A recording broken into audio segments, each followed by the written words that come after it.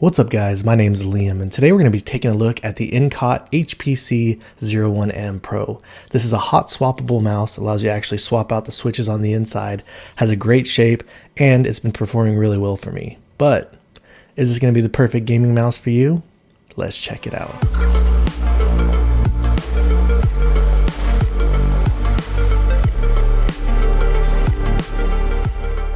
Alright guys, and before we get started today, I did want to let you know that MetKeys did actually send this out to me. MetKeys, thank you guys very much for that. However, with that being said, everything you're going to be seeing in this video today is going to be my own opinions and my own words. Starting out with the box, this is what it looks like from the front. On the side, a very minimalistic design, and here on the back, it has just a couple of details about the overall specs. And here we have the mouse sitting at the top. This is what it looks like at the top.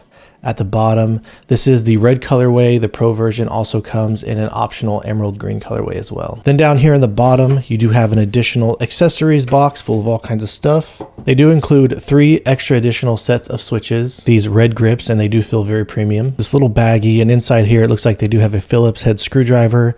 These, it looks like there's some types of stickers for the switches if you're to swap them out. And it also does have an additional set of PTFE skates, and it also does come with a pair of glass skates in here as well. A user manual, and this does actually come in Chinese and both English as well. This little switch puller. And then lastly, the red mouse does come with this cool looking red USB Type-C cable. There are a couple options that this does come available, and there's a non-pro version. The non-pro version has a little bit of a smaller battery in it. It has up to 40 hours of battery life. And on the non-pro version, it only has a maximum of a 1K polling rate, and it does not have the swappable switch option on the mouse. And the original non-pro version comes in at $79.99. And then you have the Pro version. The Pro version, I believe it has a little bit bigger of a battery because it claims that it's up to 94 hours of battery life. It comes in at $119.99. And like I said, this one does actually give you the option to swap out the switches. And another thing is this is 4K compatible. So it does require an additional 4K dongle that does not come included with the mouse itself. And I have not received the 4K dongle yet. It still currently is on pre-order, and the price on it comes in at $12.99 if you're interested, but all my testing was done on this mouse just using the 1K polling rate. And starting over here at the bottom, as you can see, it does have this pretty interesting PTFE skate design on here. The functionality is really simple. You got the power button over here to the left. If it's in the middle, it's powered off. You switch it up to enable the 2.4 gigahertz dongle, or you can swap it down, and it does have Bluetooth compatibility as well. And then this button over here to the left allows you to adjust the polling rate. There is a software available to download for this mouse, and I prefer using the software to adjust the polling rate myself because it allowed me to also adjust things like the debounce setting and things like that. The sensor placement does sit a little bit lower, but as I was gaming with it, I didn't notice it too much, and it gamed pretty normal to me. The skates that come included on this, they actually do feel really nice. They feel really premium. I was using them on all types of styles of pads, softer control pads, faster speed pads, and they had a really smooth glide, and they seemed really consistent for me. I was testing it out if you can actually fit dot skates on here, something I'm possibly going to look into in the future, but you can fit the 0.8mm dot skates over here on the left and right, and it does look like there's enough room to put one up here in the middle as well. When I was using softer control pads and pushing into it, I did feel like this did offer a good sense of stability, and I didn't notice the bottom of my mouse scratching too much on the surface of any of the softer pads. The functionality of swapping out the switches on this mouse is actually incredibly easy. All you do is just pop this out, and as you can see here, it does have this little wire cable sticking into the back. You don't need to unplug this or remove or anything like that, but it's pretty cool that they did give you the option to do so in case you do have a hard time getting these switches out or you need to prop it up some other way. And as you can see here, this is just a basic standard switch. So it's not modified in any type of way to fit it to the mouse. They have this really intuitive design in here where there's just these little prongs and they sit in there real nice and easy. As you can see here, you just push it in, it goes in nice and simple, and then you can just drop it back in here and click it in. It really is as easy and simple as that. Typically for me personally, I'm not really into these types of things. They seem almost kind of gimmicky to me, but I want to say that the implementation on this has been really impressive, and I truly have been really enjoying it.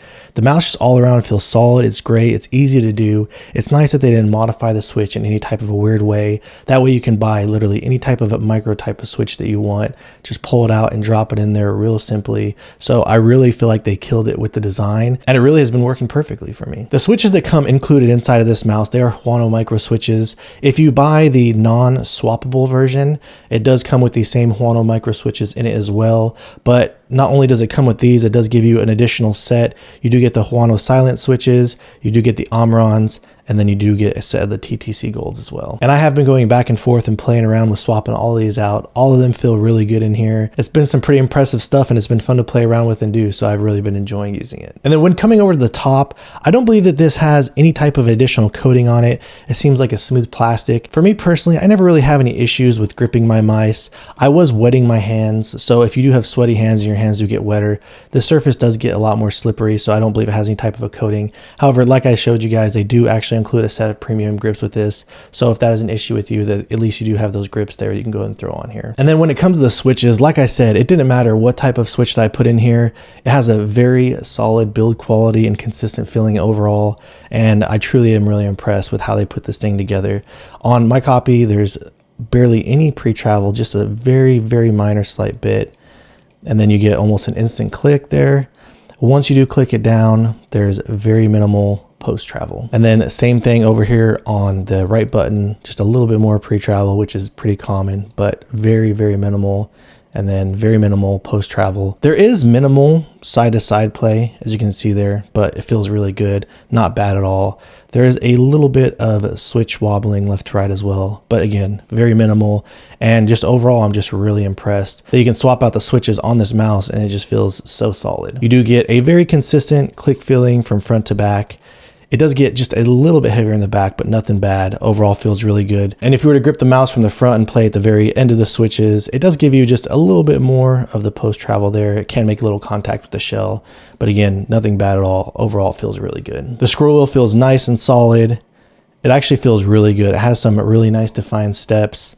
I feel like it's a really good weight. It doesn't feel like it's too loose and it doesn't feel like it's too heavy. The button, when you push down on the scroll wheel, it is just a little bit heavier, but nothing bad. Still pretty easy to spam and really easy to use. It gives you great feedback. And the rubber design that they used on the scroll wheel, it feels great, nice and grippy. I didn't have any issues with it. Coming over here at the top, they do have this bigger DPI button, and they actually give you like a different color insert that you can put in here. I believe it's like a black color, but this does light up different colors depending on what you swap your DPI out to be. But also, again, in the software, it does have the option to where you can just disable this and just have it set to 1 DPI, so it doesn't change on you if you were to accidentally hit this in gameplay. And with that being said, it does sit really flat, so I didn't have any problems accidentally pushing this when I was gaming with it. The side buttons feel great, real premium implementation, very minimal to almost no pre-travel. It's got a nice click, a little bit of post-travel, but it does have a nice defined stop in the back, and there's very minimal, almost no play left to right. On the front, there's a little less pre-travel, but overall, really solid side buttons. And then finally, when it comes to the shell integrity, I get no type of creaking, bending, flexing. All right, so let's drop a click and quality sound test. I'm gonna start out with the Huano micro switches that do come included inside the mouse. And then after that, I'll swap out all the different switches. I'll put a label up here on the screen. That way you can hear a difference between how they all sound compared to one another.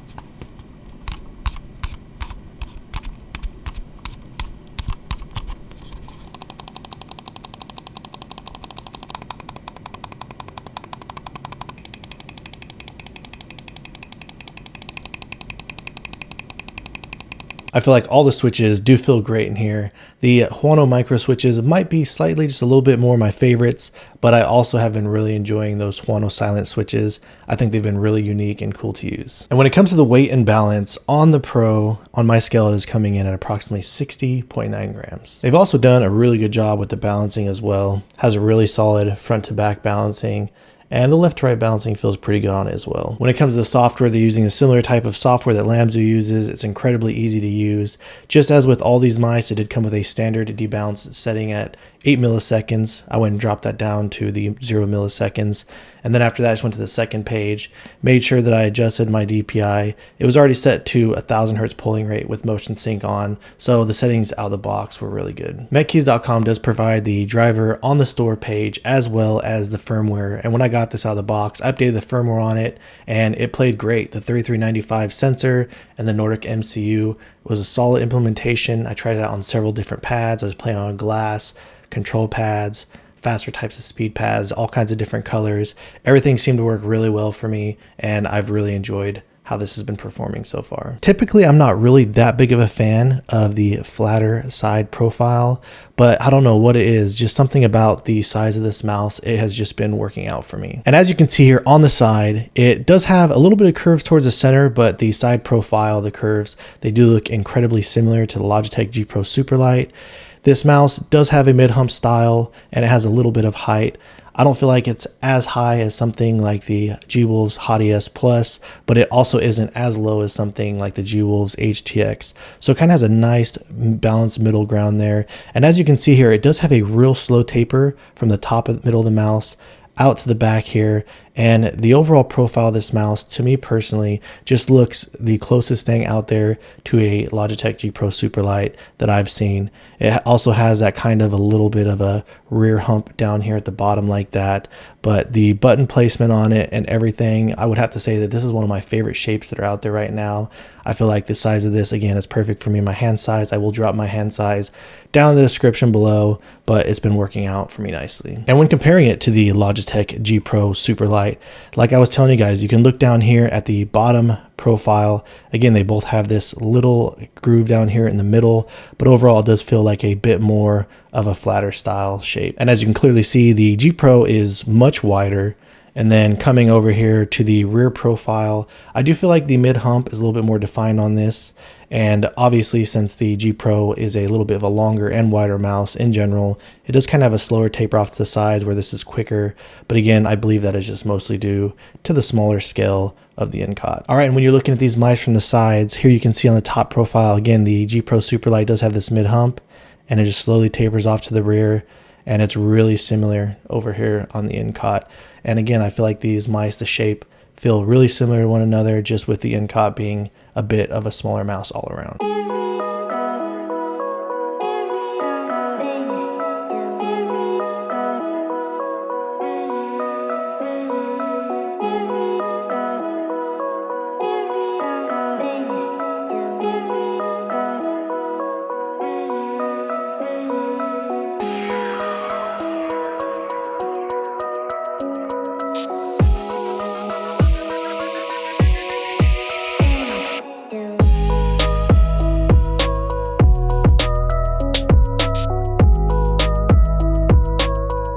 All right, next up, when comparing it to the Razer Viper Mini Signature Edition, these mice do feel pretty similar in terms of size. If you're talking about the most narrow point here in the middle, they do feel pretty equal as far as the overall width of them goes. But as you can clearly see here on the Viper Mini, it does flare out more aggressively to the front and the rear. Coming over here to the rear profile on the mice, as you can see here, they're not too far from one another. All right, and then finally, when coming over to the side profile, I do feel like the hump is a little bit more aggressive on the Razer Viper Mini, and it does taper off to the rear more aggressively, whereas the Incott, as you can see here, it does have the top mid hump, less aggressively tapers off towards the rear of the mouse.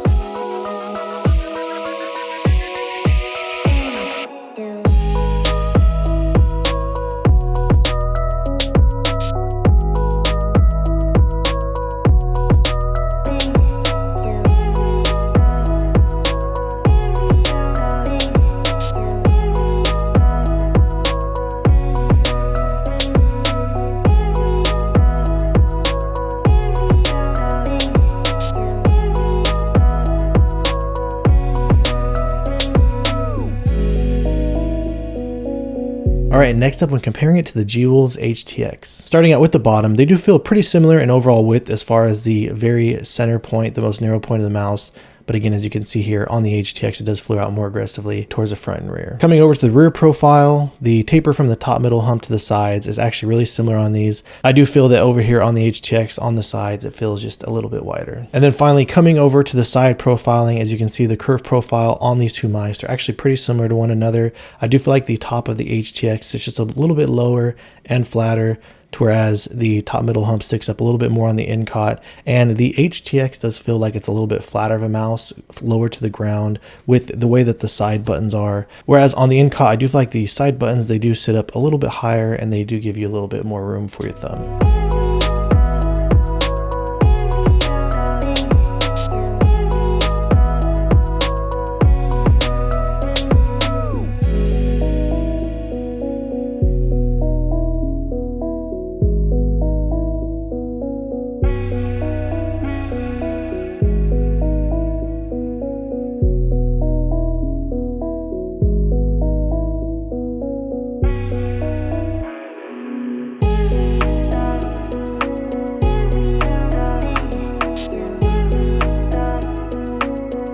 And next up, when comparing it to the G-Wolves HTS Plus, starting on the bottom profile, again, in the most center point of these mice, they feel pretty equal as far as the overall width goes. But as you can see here, this does flare out more aggressively to the front and the rear on the HTS Plus. Coming over to the rear, the curved profile from the top, middle, and mouse to the sides isn't that far off from one another. But as you can see here, the HTS Plus does have this far more aggressive hump at the top. The HTS does sit up a bit taller. It has a bit more aggressive of a top middle hump, but the overall shape, going from the top middle down to the back, it does kind of taper off less aggressively. Since it does sit lower at the top of the Incott here, it does make it just feel like a bit of a flatter mouse in the hands.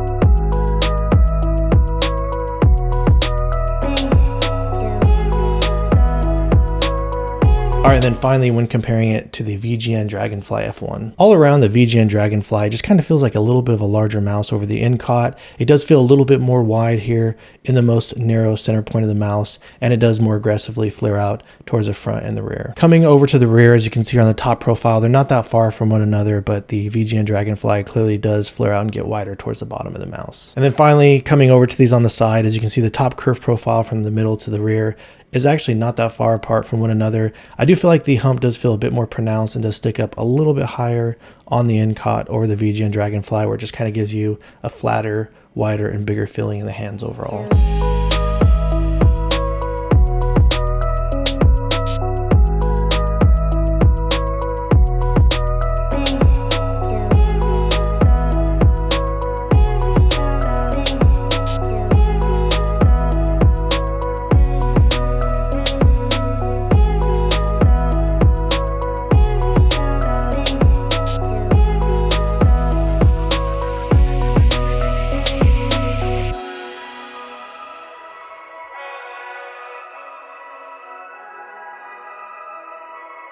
All right, guys, so that wraps things up on the Incott HPC01MPro, and I must say that I've been incredibly surprised by the overall feeling of this. I love the shape. I love the size. I really feel like they nailed it. The build feels really solid.